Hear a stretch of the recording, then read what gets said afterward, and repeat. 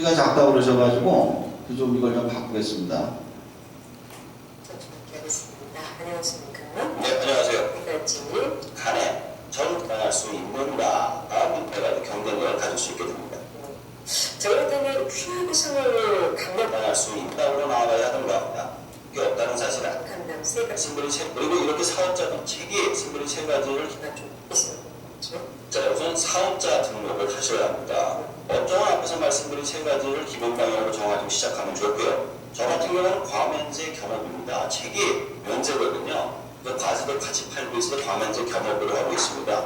그리고 이렇게 사업자 등록증을 만들었거나 기존에 있으신 분은 시청에 가셔서 통신판매업 신고증을 만드시면 돼요.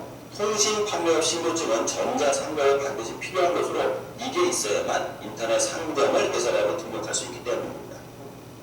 그리고 무조건 인터넷 상점을 개설하는 게 아니라 우선 사업자 등록과 통신 판매업 신고를 해야 한다는 말씀인데요. 그렇다면 인터넷 상점을 어떻게 개설할까요? 자, 인터넷 상점이 또 어마무지하게 많습니다.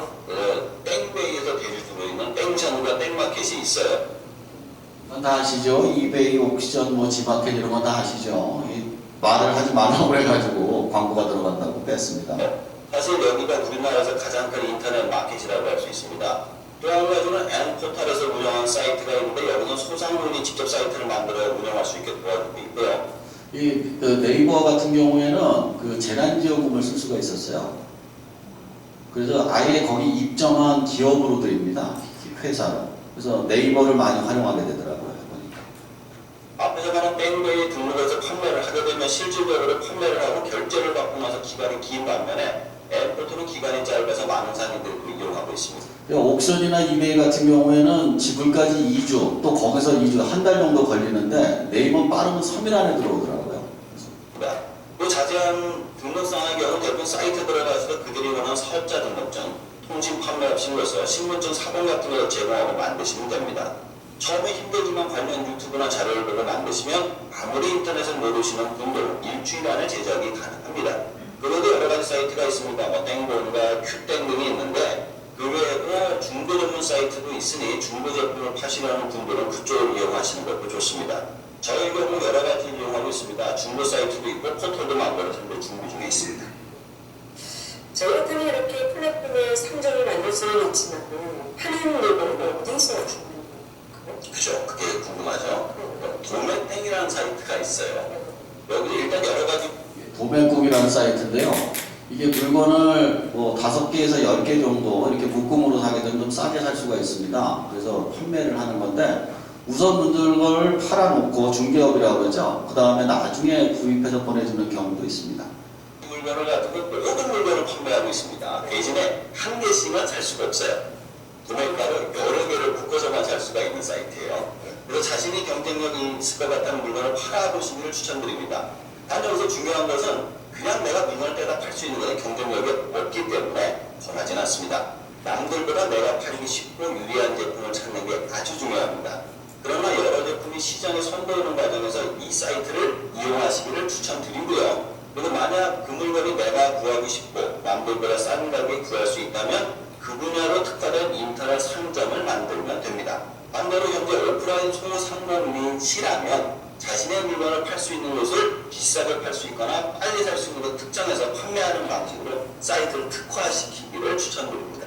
저 같은 경우에도 알라딘의 상점을 냈다고 그랬잖아요. 그러면 제가 안 쓰는 중고책을 팔아요.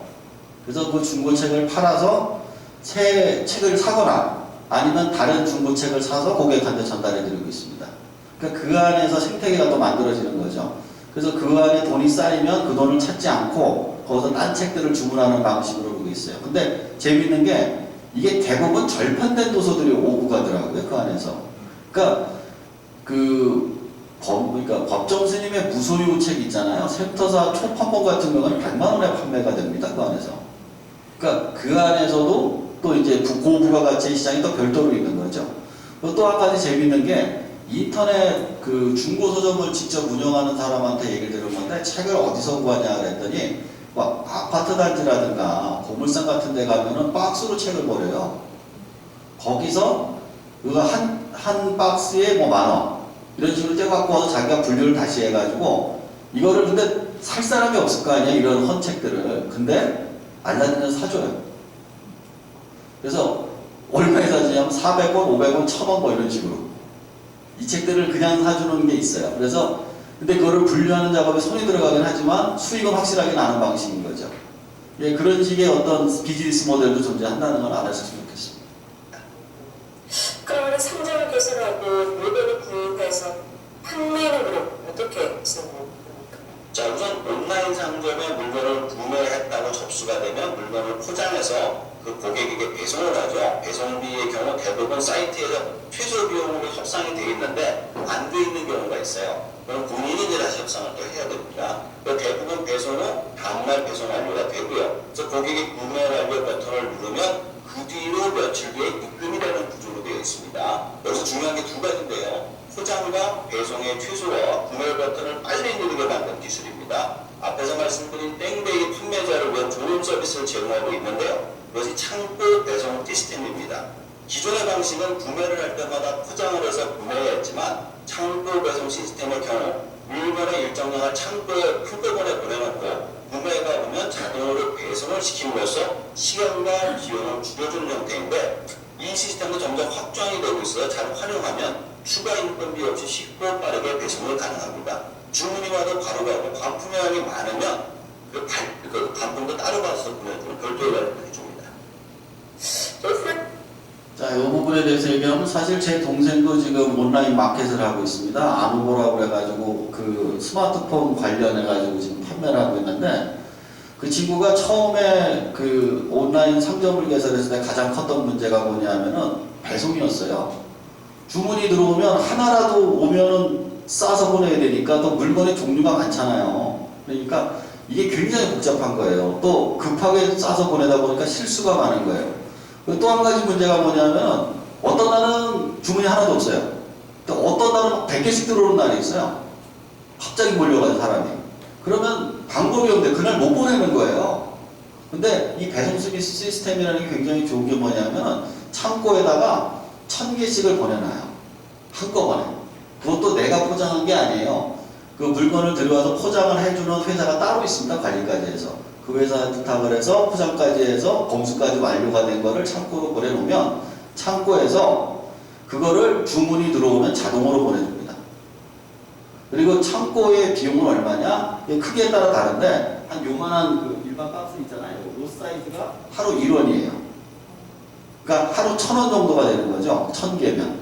그게 이제 한 달, 그게 되게, 근데 아마존하고 되게 무시무시한 게 이베이 쿠팡은 물건 값이 안 나가고 오래되면은 이게 관리비가 올라가요. 적체비가. 근데 아마존은 폐기시켜버려요. 제가 아마존에도 물건을 보낸 적이 있거든요. 미국 아마존은 그런 식으로 운영하더라고요. 2달 동안 물건이 안 팔리면 폐기시켜버려요. 그러니까 걔네들 배송 시스템은 아주 그냥 극단적이더라고요. 돈을 돌려보내는 것도 아니고 폐기시켜버리더라고요. 그러니까 근데 이게 재밌는 게 경쟁이 붙더라고요. 원래 이베이하고 옥션에서 이베이 코리아가 옥션하고 쿠팡을 갖고 있어서 이번에 신세계가 그걸 인수했죠. 근데 그거를 해가지고 돈을 벌었다고 했더니 딴 데서들 뭐 쿠팡이나 이런 데서도 다 같이 해가지고 하더라고요.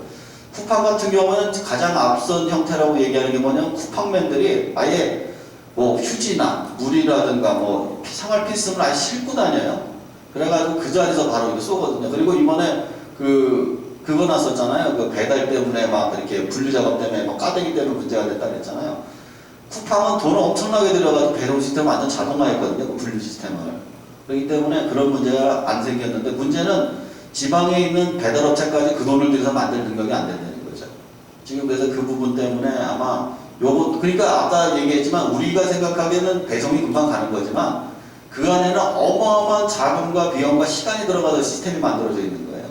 근데 이거를 활용하는 사람은 직원을 쓸 필요가 없고 내가 이 일을 매달려서 할 필요가 없고 이거를 안 쓰는 사람 같은 게 매달려서 해야 되는 거죠.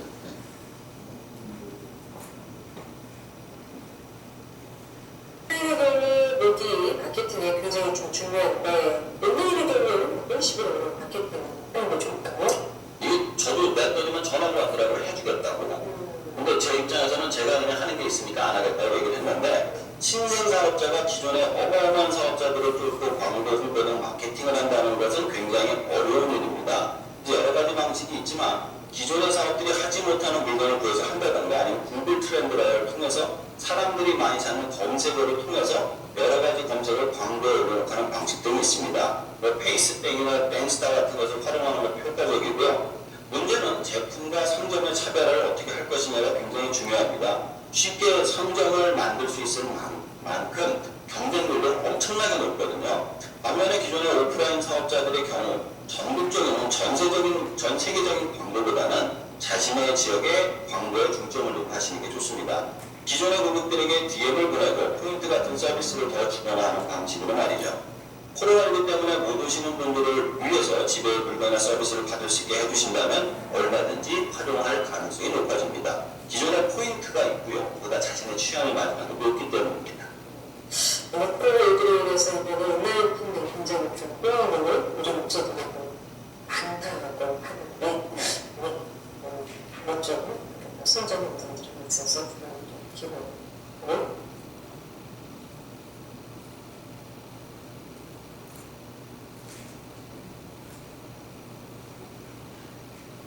자, 이게 보면 온라인 창업할 때 잠깐 정리를 해드리면, 자, 우선 제일 중요한 건 사업 타당성부터 아까 얘기했죠. 첫 번째 뭐를 시장이 있는가, 두 번째 비교유가 있는가, 세 번째 폐업을 감당할 수 있는가 생각을 하시고 시작하셔야 된다는 거고요. 두 번째는 사업자 등록, 통신 판매자 등록. 제 사업자를 만들었는데 여기까지는 하시는데 이거를 모르시는 분들이 참 많더라고요. 통신 판매자 그 시청에 가시면 5층에 있습니다. 가서 하셔야 됩니다. 꼭.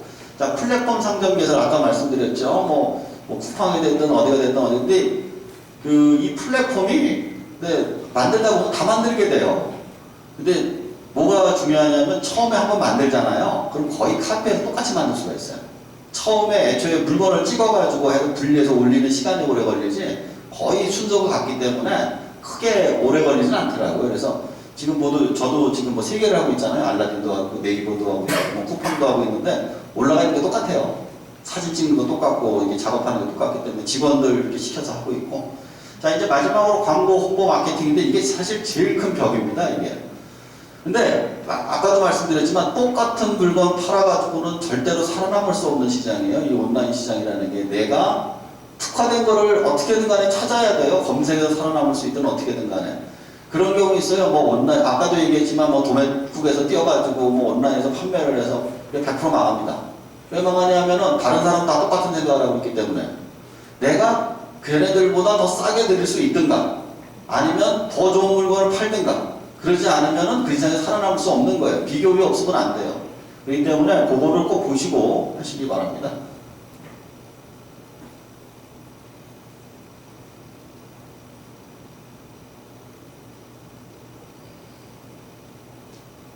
잠깐만요.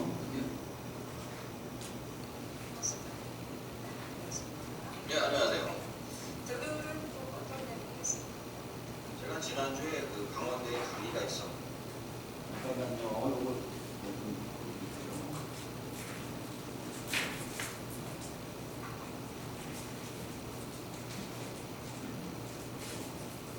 제가 유튜브를 하고 있기 때문에 이 비디오 하시는 분들이 꼭 필요한 자료 같아서 올려봤습니다. 한번 봐주시고 설명드리겠습니다. 네, 안녕하세요. 저들은 어떤 내용이 됐습니까? 제가 지난주에 강원대에 강의가 있어가지고요. 그래서 질문을 받아봤습니다. 그랬더니 제 유튜브만 질문을 하더라고요. 그래서 오늘은 유튜브로 돈 벌기라는 제목, 유튜브 창업에 관한 이야기를 소개해드리겠습니다. 그러면 전 옛날에 유튜브 창업이라고 썼습니다. 사례도 있는데 그래서 그런가요? 많은 또 학생들이 유튜브 창업을 하지 않았습니다. 실제로 그 안전한 창업 컨설턴트께서 유튜브에서 돈을 벌고 있는 것으로 네, 맞습니다. 사실 저도 유튜브에서 달러로 돈을 벌고 있습니다만 많은 돈을 벌지는 못합니다. 10년 동안 방송에서 124달러가 나왔더라고요. 그래서 미국에서 보낼 때 4달러 떼고 받을 때 10달러를 떼더라고요. 나중에 좀 더 알고 보니까 금액이 많아진다고 해서 떼는 금액이 많아지는 건 아니라고 해서 일단 유튜브 비중을 늘려서 이번에도 보니까 미국에서 법이 통과돼서 한국에서 세금을 내지 않으면 25%를 띈다고 하더라고요. 근데 이제 한국하고 미국하고 FTA가 결정이 돼 있어가지고 한국에서 세금 내는 게 10% 정도 되는데 그거를 낸 거를 증명을 하게 되면 미국에서 25%를 내지 않겠다는 말 등록을 또 했어요. 그래서 알아두시면 좋습니다. 들어가고 있습니다. 실제로 돈을 받아보면 더 열심히 하게 됩니다. 그리고 금액이 점점 늘어나는 것을 확인할 수가 있는데요. 제가 10년 동안 구독자가 1000명이었어요. 근데 1년 사이에 2000명 정도로, 그러니까 1000명이 늘어난 거예요. 지금은 한 달에서 15,000원씩 이게 계속 돈이 늘어나는 거예요.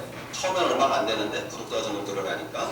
동영상의 숫자가 많아질수록 기하급수로 느는 걸 알 수가 있는데 또 우리나라만 보는 게 아니라요. 전 세계에서 보기 때문에 우리나라는 조회수당 1원 정도가 되는데 미국에서 보면 조회수당 5원, 일본에는 3원까지 받는다고 합니다.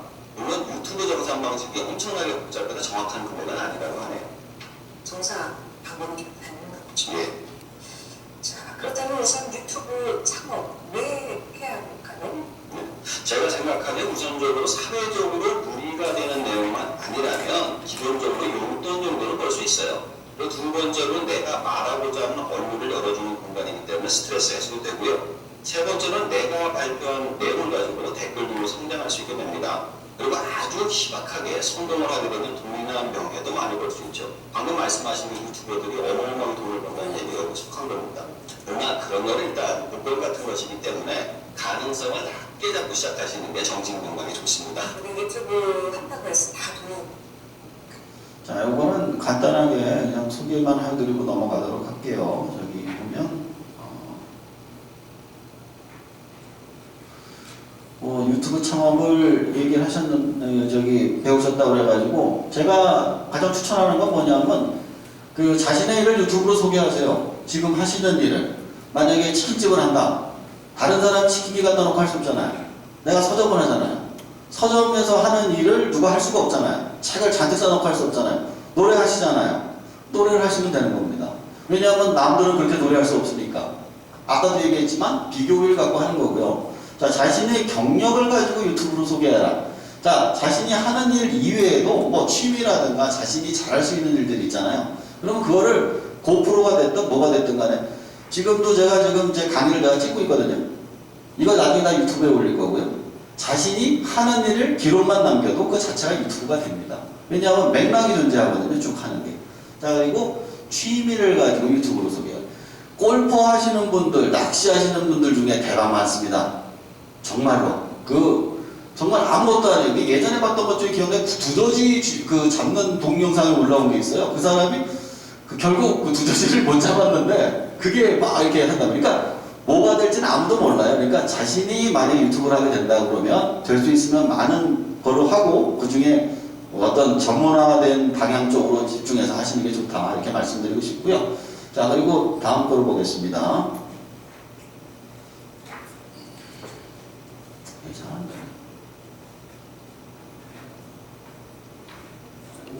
잠깐만, 이거 프롬프터 만들기도 잠깐 소개만 하기로 할게요. 소리가 안 들리는데 별로 보실 필요는 없고, 이거 만드는 것만 잠깐 소개를 해드릴게요.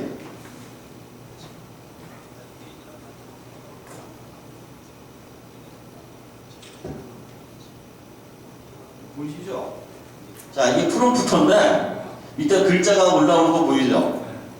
자, 이거를 그대로 읽는 겁니다, 이거를. 아까 제가 이제 보고했다는 거.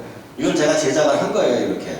해가지고 밑에서 글자가 올라오면 보는데 이 뒤쪽으로 보면 글자가 안 보여요. 이쪽은 안 보이잖아요. 이게 반사의 원리를 이용해가지고 글자가 보이게끔 만드는 거거든요. 자, 이렇게 해가지고 작업을 하는데 거울이 아니라 샘플을 보여드릴게요. 잠깐만요.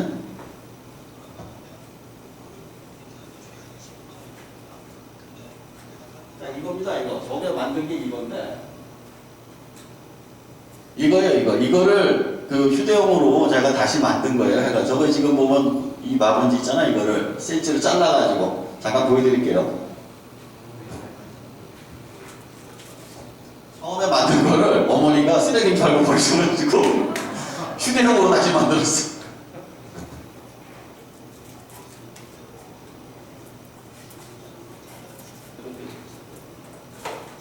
이렇게 해서 조립을 하는 겁니다. 이렇게 하면은 바로 해서 붙여서 쓸 수가 있고요. 자, 여기 밑에 보면은 이 판이 아까 얘기하셨잖아요. 여기 보면은 이게 얇은 플라스틱 판이에요. 이 플라스틱판이 밑에가 검은색이니까 반사가 되면서 안 보이는 거죠. 글자만 보이고 다른 것이. 그리고 이 뒤쪽을 보시면은 여기 구멍이 있잖아요. 여기다가 스마트폰을 꽂는 거예요. 요 구멍 보이죠? 여기다 스마트폰을 꽂아가지고 여기서 스마트폰으로 촬영을 하는 겁니다. 해가지고 이해가 잘 안 가시는가 본데 한번 보죠. 아니 이렇게 말고 옆으로 이렇게 카메라 구멍으로 이렇게 꽂아가지고 요 구멍으로만 보는 거예요. 이게 그 시중에 이 정도 사이즈면 한 28만 원, 30만 원 정도 되더라고요. 프롬프트 제작을 하면은. 근데 그걸 좀 아껴보겠다고 만들어서 했죠. 근데 이제 저렇게 지금 만들고 있잖아요. 잘라가지고 센치를 재가지고 다시 해가지고 만들어가지고 한 거예요. 근데 제가 유튜브 하실 거면 이거 꼭 제작하시라고 한 얘기가 왜 했냐면은 두 가지가 편해요. 첫 번째는 말을 하다 보면은 막 이상한 소리를 해요, 혼자서. 그리고 두 번째로는 자막 작업이 별로 필요가 없어요. 왜냐하면 있는 글자를 그대로 읽으니까 아까도 지금 방송할 때 원고가 그대로 맞잖아요. 그러니까 나중에 유튜브 알고리즘 바로 들어가기 때문에 요걸 하면 돼요. 제 동영상 보시면은 여기 센치 다 적혀 있거든요. 그래서 이거 보고 들어와서 제작하신 분들도 많습니다. 해가지고.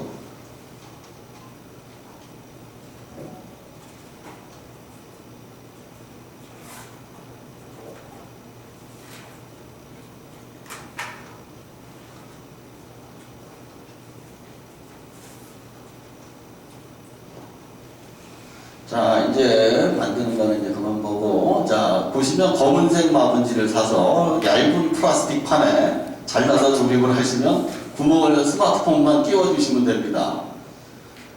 뭐 찍으실 필요까지는 없고요. 뭐 쉬운 거니까. 근데 원조 국세통 사이트 들어와서 보시면 됩니다. 거기 보시면 금방 해서 따라하실 수 있어요. 그리고 사이즈에 너무 연연하지 마시고요. 그 자신이 봤을 때 자신에 맞는 사이즈로 하시는 게 좋습니다. 근데 진짜 제가 그 10몇 년을 하면서 보니까 이거만 한 게 없더라고요. 진짜 작업을 하는데 내가 쓴 원고를 바로 내가 자막 작업할 수 있다라는 게.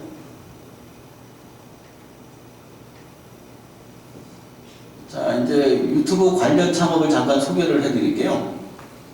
다들 그 서부로 금강을 캐러 갔을 때 돈을 가장 많이 번 사람은 누구였을까요?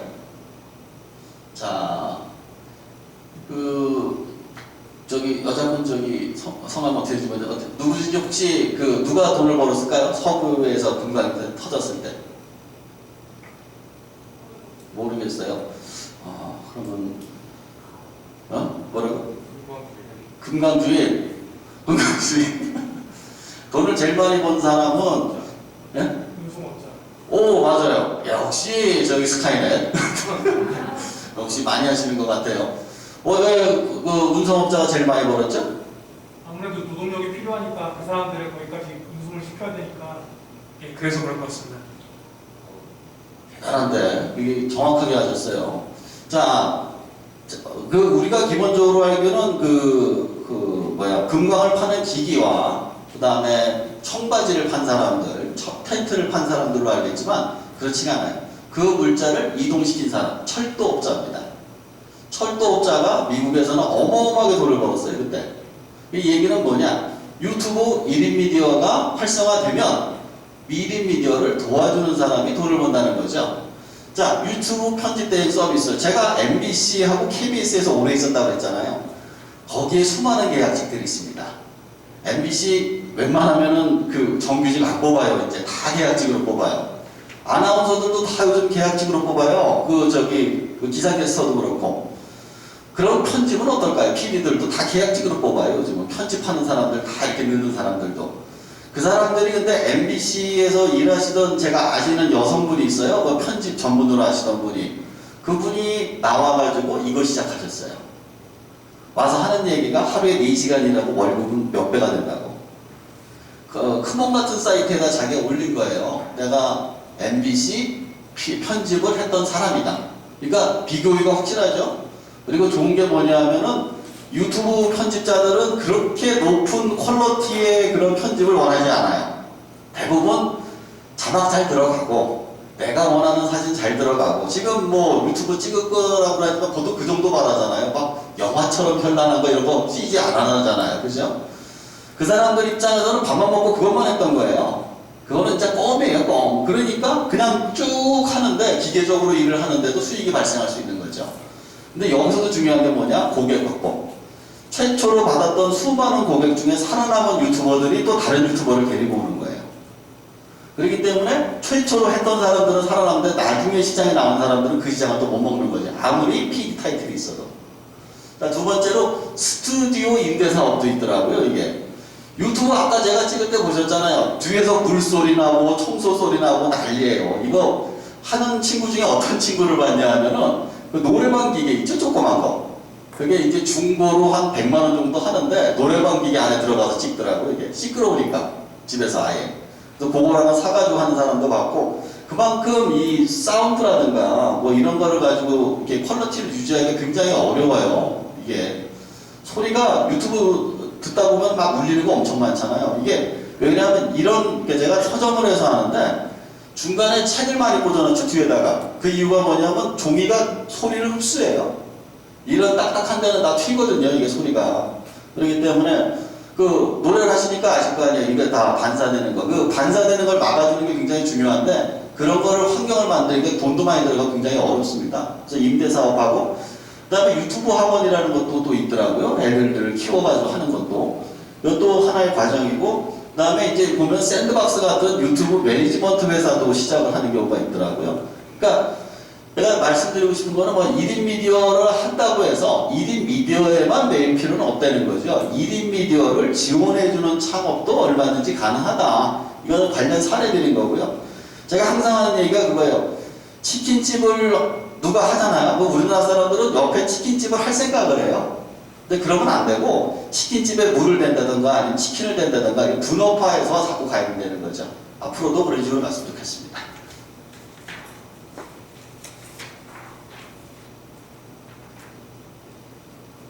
자, 2부인데요. 시간이 지금 몇 분 안 남아서 바로바로 해서 끝내겠습니다. 해가지고. 자, 2부는 1인 미디어 창업 성공 사례, 그 다음에 정부 지원 사업, 라이브 커머스 이 세 가지를 보도록 하겠습니다. 자, 제가 본 1인 미디어 창업 성공 사례는 대도서관과 김미경 씨, 그리고 슈카 이렇게 세 사람이었습니다. 안녕하세요. 유튜버 대도서관입니다. 아버지 멋있어! 아버지 멋있어! 안녕하세요. 안되지 마! 야야야야야야야!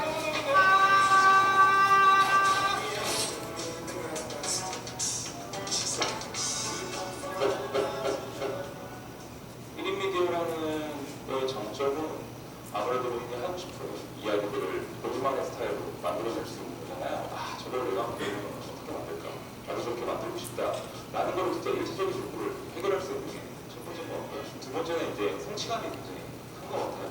자기가 그걸 잘 만들었고, 그거에 대해서 많은 사람들의 평가를 받고, 그거에 대해서 댓글들도 달리고, 욕설도 달리겠지만, 보통은 응원글도 많고, 그런 것들을 보면 되게 성취감을 느끼게 되고, 제가 이제 방송하기 이전까지의 게임 방송이라고 했으면, 게임 방송이 그리고 대결을 하는 e스포츠잖아요. 그것들을 보고, 그 사람들을 보고 스포츠처럼 응원하고, 그런 것보다는 우리 약간 예능적인 부분에 좀 더 중점을 주게 되는 거고요. 순간순간 장면에 나오는 걸 드립으로 팍팍 친다기보다는 오히려 그런 상황들을 만들어서 느끼는 경우가 있거든요. 대사가 없는 게임이라든지 시뮬레이션 게임 같은 부분에 제 스스로 스토리텔링을 해서 만든 경우가 있죠. 운명 5라는 게임은 시뮬레이션 게임이에요. 그리고 되게 복잡하거든요. 근데 이제 저는 그 부분을 어떻게 보냐면 스토리텔링을 하죠. 내 나라에 제가 만약에 세종대왕이고 옆 나라에 간디, 저쪽에 워싱턴, 저쪽이 잘 나가면 가가지고 죽시면 되기도 하고 이쪽에 못나 하면 가서 이렇게 막 버드름 피기도 하고 이런 식으로 스토리텔링을 만들어가는 거죠.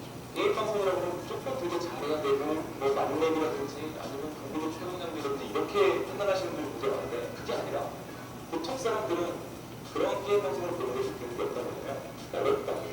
왜냐면 이미 저 사람은 만렙의 최강장비가 다 갖춰진 사람이고 또 뭔가 또 잘하기까지 하면 속도도 굉장히 빠르고 그들이 사용하는 어뢰들을 막 주로 사용하게 되고 처음 듣는 사람들은 전혀 이해를 못하거든요. 그런 부분들을 적용하자. 쉬운 방법 풀고 전문용어를 사용하지 않고 그다음에 단계별로 보여주는 거 그런 부분들이 이제 게임 매니아들한테는 굉장히 답답해 보일 수 있거든요. 왜냐면 난 이미 저걸 다 하는 건데 저걸 인벤토리 잘 어떻게 하는지 거기서 합성을 어떻게 하는지 이런 건 이미 다 알고 있는 거잖아요. 그런 데 지루할 수 있겠지만 처음 보는 사람한테는 그런 부분들이 사실 굉장히 중요한 부분들이거든요. 오히려 게임에 익숙지 않더라도 제가 오늘 보고